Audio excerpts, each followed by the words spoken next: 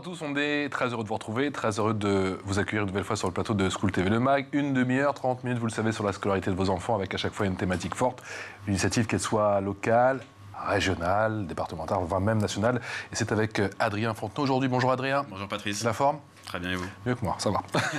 Allez, c'est parti sans plus tarder pour le sommaire de cette nouvelle émission. Aujourd'hui, on part du côté du nord de la capitale, direction plus précisément Saint-Ouen, une ville en pleine mutation, avec une politique éducative qui se veut pour le moins innovante. On vous dit tout dans un instant. Saint-Ouen, ville active, attractive et sportive. Le plus grand basketteur français a choisi la ville pour y installer son académie. Adrien Fontenot vous explique tout.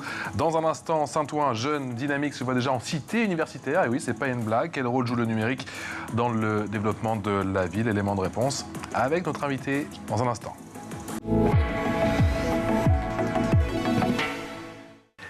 Et notre invité n'est autre que Karim Bouamram. Bonjour, monsieur le maire. Bonjour, Patrick. Merci d'être avec nous. Vous êtes maire socialiste de la ville de Saint-Ouen, troisième vice-président, je suis obligé de prendre mes notes, troisième vice-président de la Seine-Saint-Denis, chargé de la culture et président du conseil de surveillance de la société du Cran. Pareil, rien que ça. Comment se passe la rentrée, monsieur le maire? Bien. On avait un gros challenge. C'était d'ouvrir les 6 grandes écoles. Wow. Ouais. Avec un contexte politique compliqué. Donc 6 nouvelles écoles. 6 nouvelles écoles, 3 groupes scolaires. Avec des noms assez originaux que portés vers la voix des femmes. Aretha Franklin, Colette Besson et André Chédid. Donc, une rénovation de lycée aussi. Une rénovation de lycée avec Valérie Pécresse. Donc un lycée, on aura l'occasion d'y revenir, qui sera en lien indirect et direct avec l'Académie Tony Parker, parce qu'il y aura une connotation sportive forte. Et oui, donc une bonne rentrée. Une très très bonne rentrée. Avec une ligne directrice, la démocratisation de l'excellence, donc faire en sorte que chacune et chacun puisse être l'architecte de sa propre vie grâce à l'éducation nationale, grâce à une éducation de qualité. Et nos prérogatives en tant que maire, c'est de faire en sorte que dès la petite enfance, maternelle jusqu'au collège, on soit en capacité de livrer des infrastructures de qualité. Et c'est ce qui a été le cas avec ces 6 nouvelles écoles. 6 nouvelles écoles, une rénovation de lycée. Est-ce que cela répond en tout point aux besoins de votre territoire ou c'est pas encore suffisant? Bon, ça répond, mais l'enjeu c'est est-ce qu'on a l'ambition de nos moyens ou les moyens de nos ambitions? Et on veut toujours plus et plus pour notre département, on veut toujours plus et plus pour notre pays. On voit bien qu'il y a encore des trous dans la raquette au niveau de l'éducation nationale. On regarde, on a la moitié des établissements dans notre pays, dans la moitié des établissements de notre pays, il manque à minima un enseignant. La question de handicap, qui est très compliquée, je pense notamment aux classes Ulysse, où vous avez un quart de nos enfants qui sont porteurs de handicap, qui aujourd'hui n'ont pas accès à l'école. L'école est obligatoire jusqu'à 16 ans, on se retrouve dans une situation inacceptable. On a plus de 3000 postes qui ne sont pas pourvus dans notre pays, ce qui renvoie à un problème d'attractivité, un problème de pouvoir d'achat pour nos enseignants. Donc, est-ce que la situation dans mon territoire est bonne? Oui, mais... J'ai le sentiment que oui. J'ai l'impression que Saint-Ouen, c'est un peu the place to be. Entre le prolongement de la ligne 14, le village olympique, qui va être créé aussi. Il y a une belle dynamique quand même dans votre ville et plus généralement dans le département. Il y a une bonne dynamique, effectivement. On a plusieurs projets structurants qui, sur le plan de l'éducation, sur le plan de la démocratisation de l'excellence, donnent la possibilité pour toute une génération de se dire si j'ai pu faire ce que j'ai pu faire, c'est parce qu'à un moment de ma vie, j'ai vécu à Saint-Ouen. Et c'est pour ça que, et sans faire du propos conventionnel, j'ai beaucoup de respect pour ce que vous portez, ce que vous faites, parce que on voit bien aujourd'hui, il y a une perte de l'idéal républicain sur les questions de l'éducation, et faire en sorte que, à un moment de notre vie, on croise des politiques, des responsables, des journalistes, des intellectuels, qui puissent donner la possibilité pour toute une génération d'être l'architecte de leur propre vie. Alors on pourra dire qu'on a fait avancer la cause républicaine.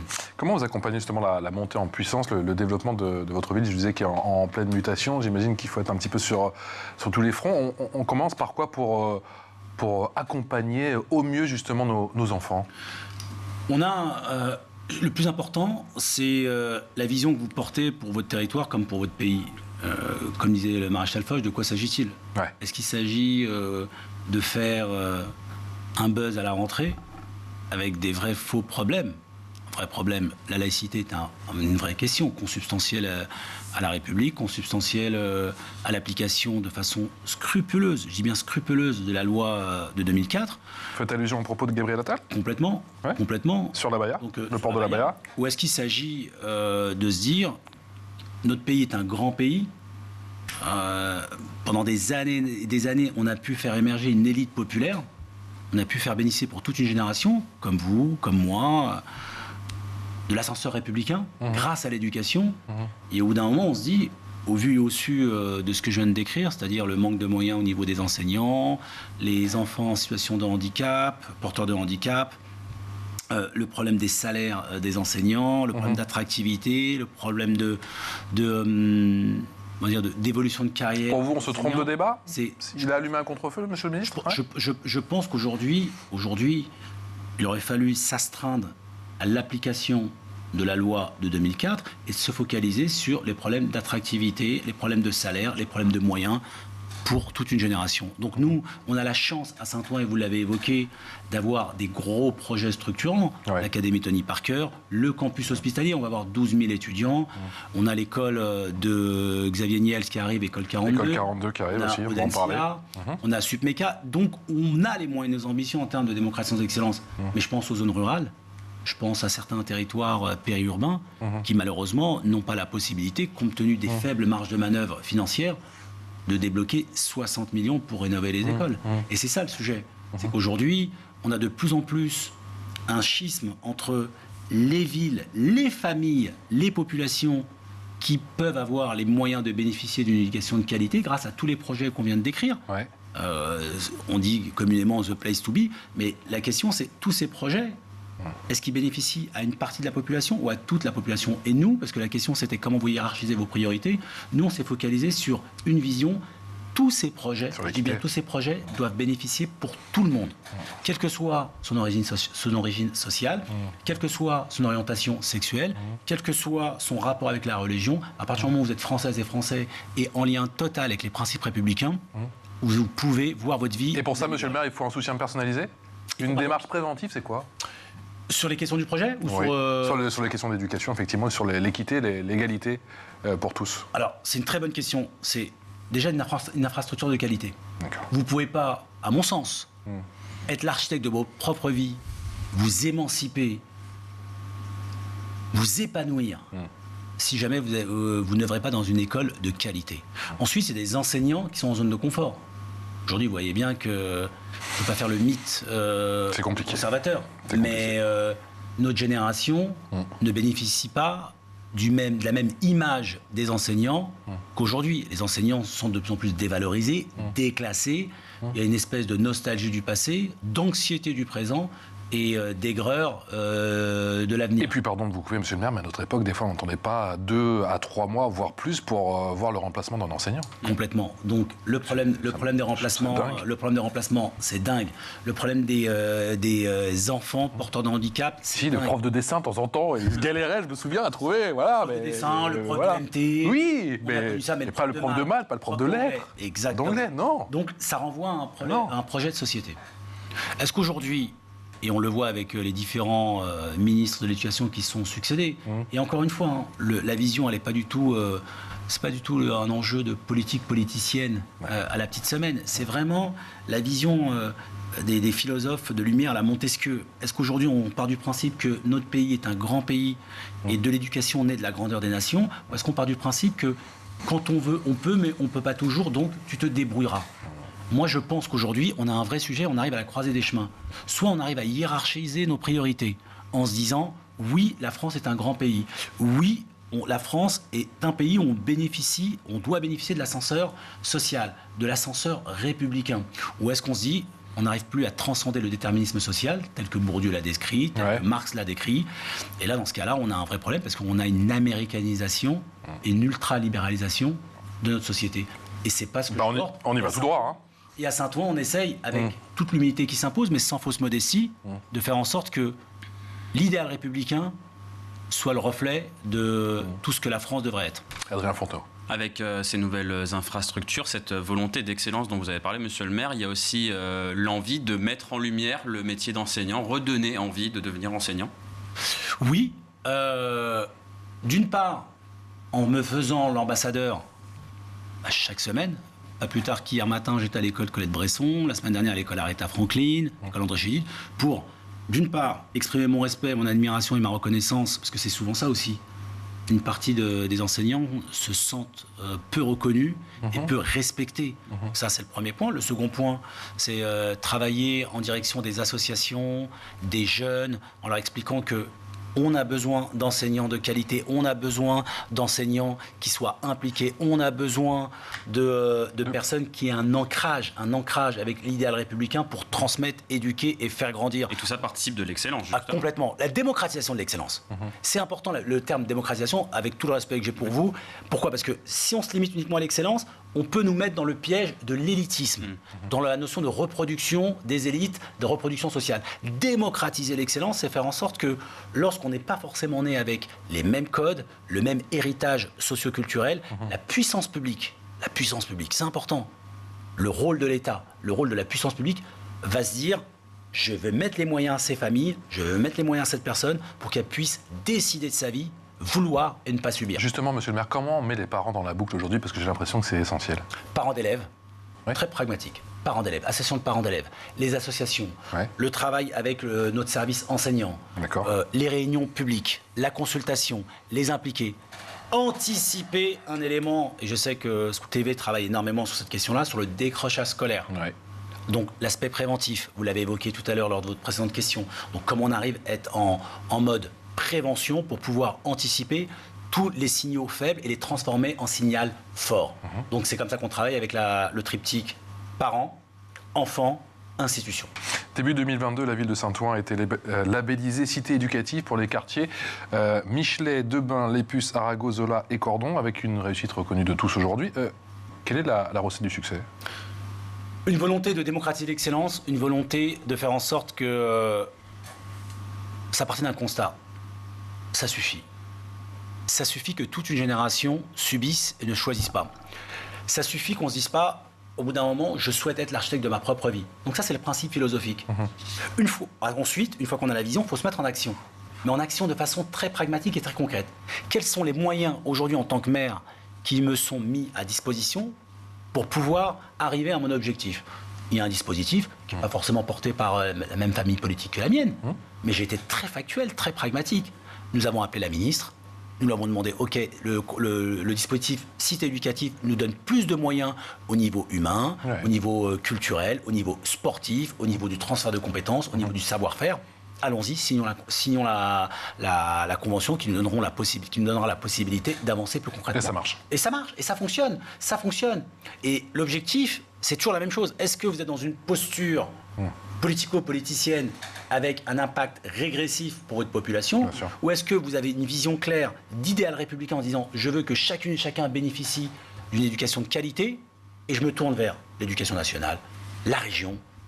Valérie Pécresse, qui est la présidente de la région Île-de-France, vous l'avez évoqué, c'est pas du tout le même bord politique que moi. Du tout. Mais on inaugure un lycée, une rénovation et on met en place Erasmus. Je précise, vous êtes socialiste, effectivement, et elle fait partie du parti... Ah, j'en dis les Républicains, mais non, elle a changé. Puis les revenus. Bon, bref. C'est à droite et vous êtes effectivement à gauche. La loupe, sans plus tarder, avec Adrien, on parle de sport. Je sais que vous êtes très fan de foot, mais aussi de basket. Basket aussi. Eh oui, c'est parti.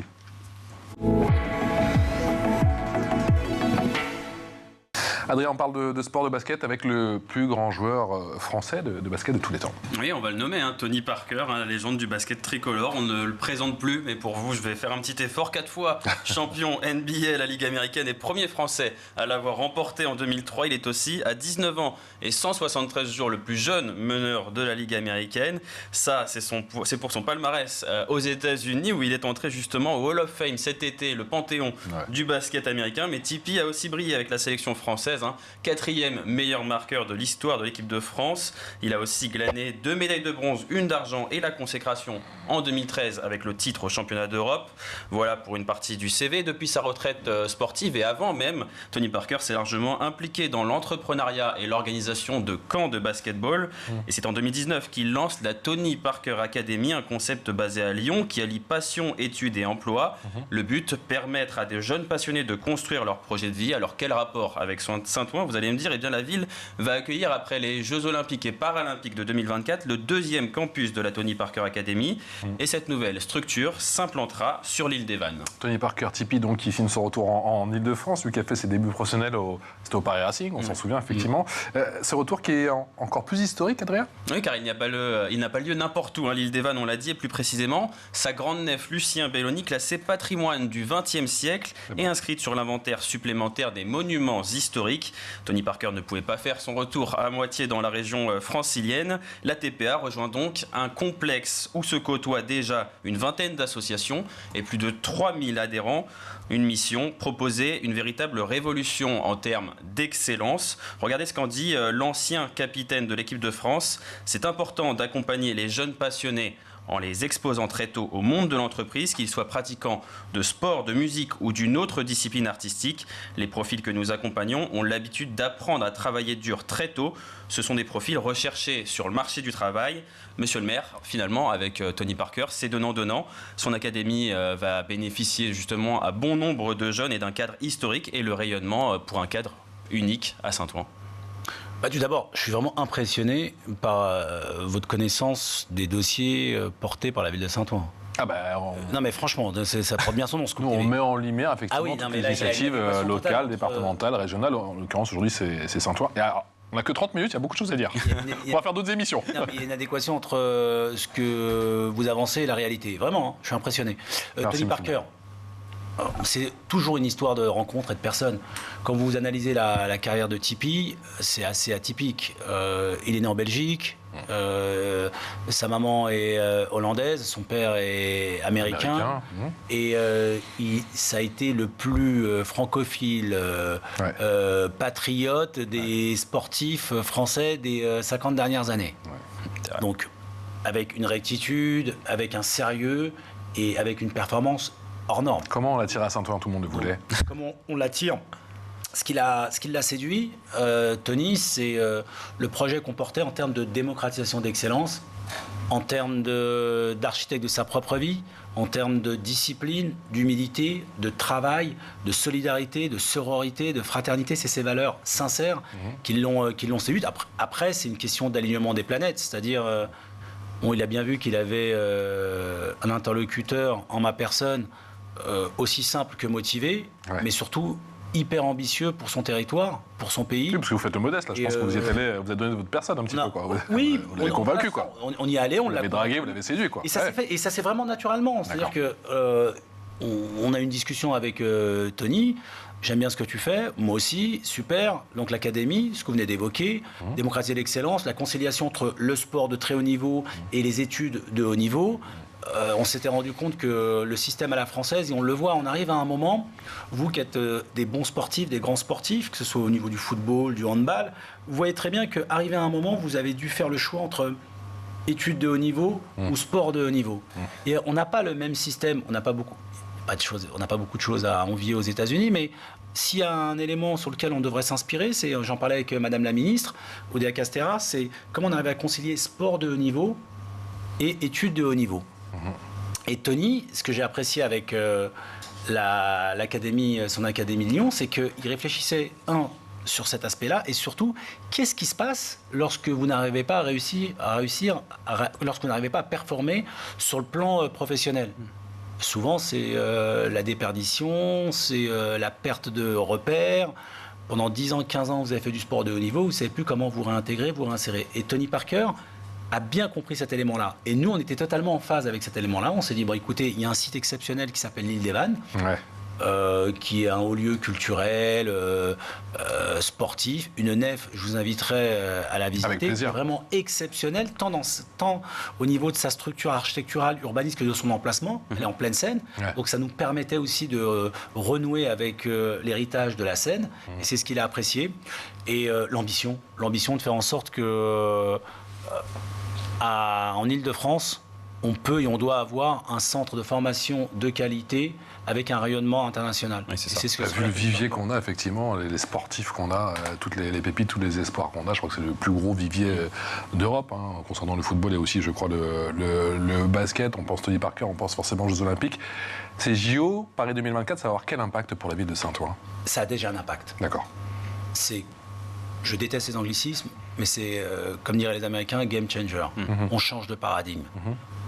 Les JO, ça nous donne la possibilité de rénover quasiment un quart de notre territoire.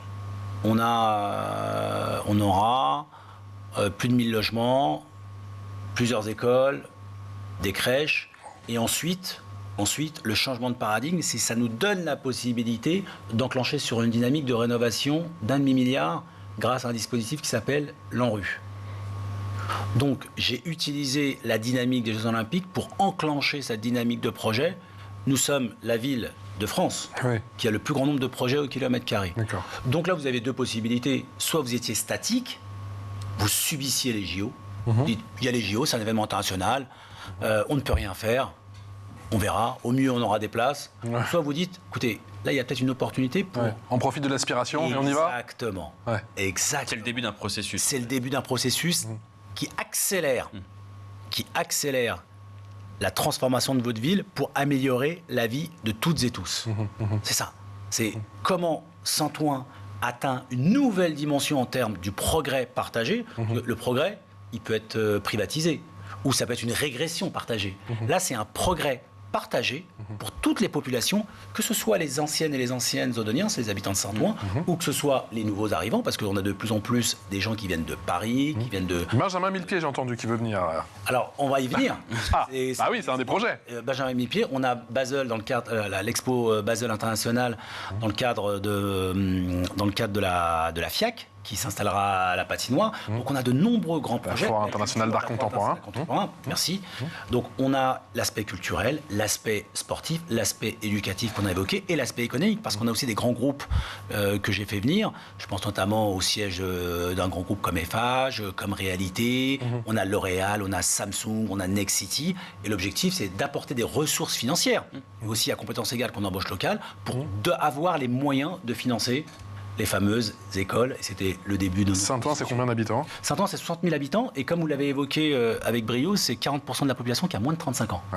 Donc c'est très jeune. Quel dynamisme. Donc il y a un dynamisme qui se reconnaît dans vos projets que vous voulez porter pour la ville. C'est ça, exactement. Donc un dynamisme sur les projets, mais ces projets, encore fondamental, c'est vraiment un projet de société, doivent bénéficier pour toutes et tous.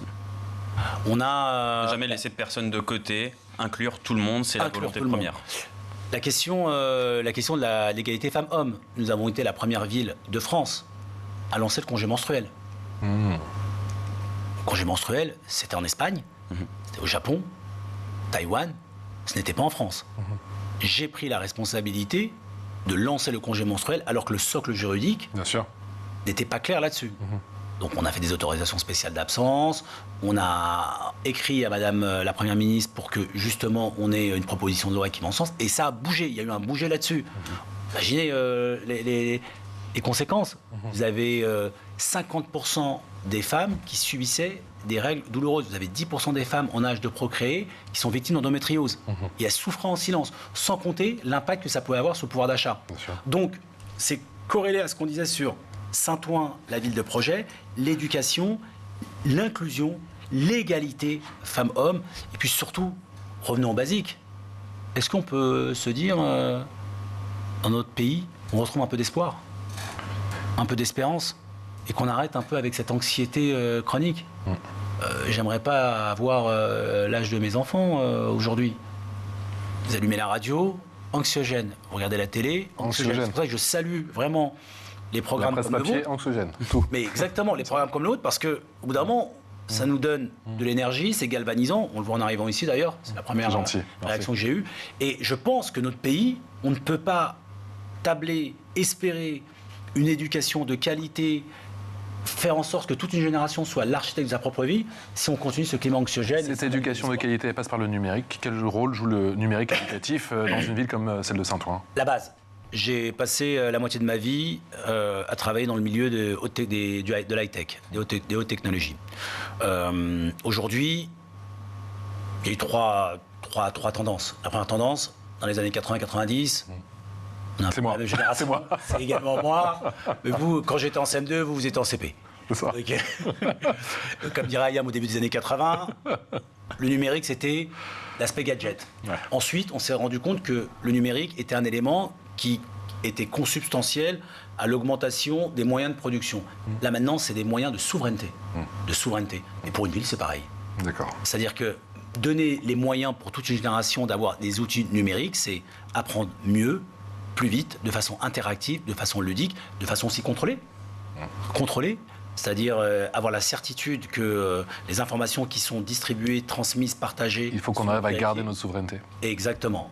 Et là, au niveau macro, la question de la cybersécurité sur le plan du numérique est déterminante. On voit bien que le concept de guerre, il y avait la guerre nucléaire, il y avait la guerre physique, à la von Clausewitz. Là, désormais, la guerre numérique est déterminante pour pouvoir assurer notre souveraineté. Donc, les éléments de la cybersécurité sont fondamentaux. Et éduquer toute une génération sur l'outil numérique, notamment la gestion des fake news. Je sais que vous avez fait énormément d'émissions en ce sens. C'est fondamental. Donc, le numérique, oui, c'est important. C'est pour ça que les tableaux numériques sont légion dans nos équipements scolaires. La cybersécurité, il y a aussi le cyberharcèlement. Que peut faire un maire à l'échelle locale, justement, pour tenter, je dis bien tenter, parce que l'équation est ô combien délicate, pour tenter de contrer, de freiner ce fléau? Très bonne question. Travailler avec les actrices et les acteurs qui sont compétentes et qui connaissent.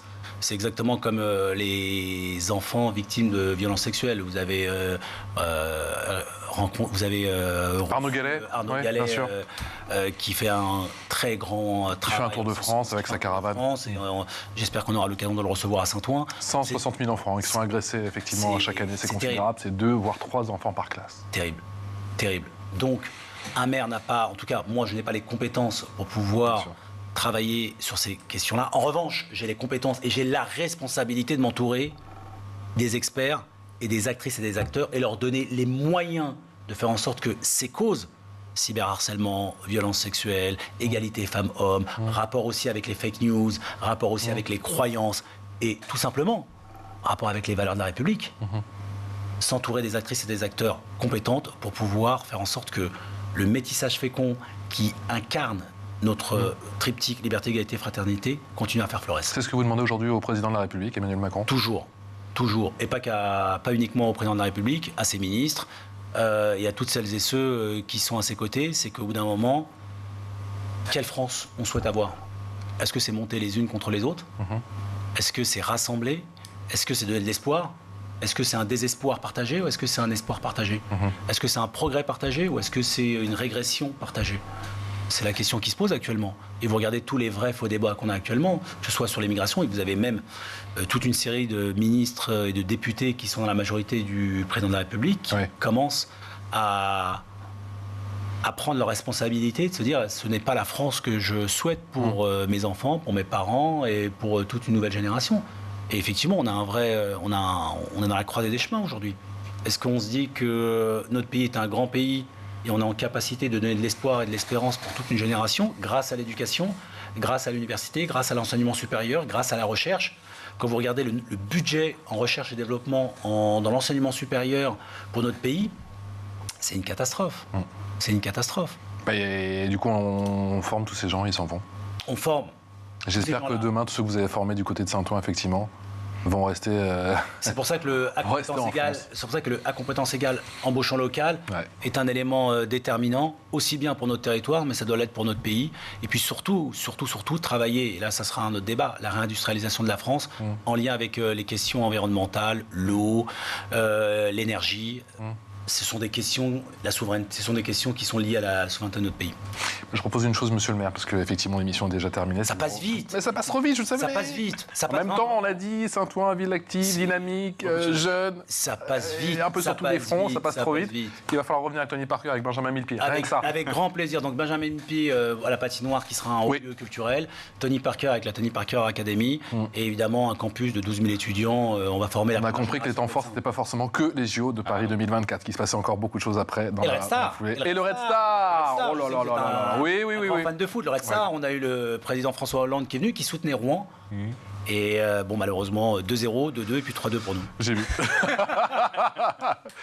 Il en parle encore. Merci encore, monsieur le maire, d'être venu nous voir sur School TV. On espère vous revoir très bientôt. Avec pourquoi pas Benjamin Millepied ou encore Tony Parker.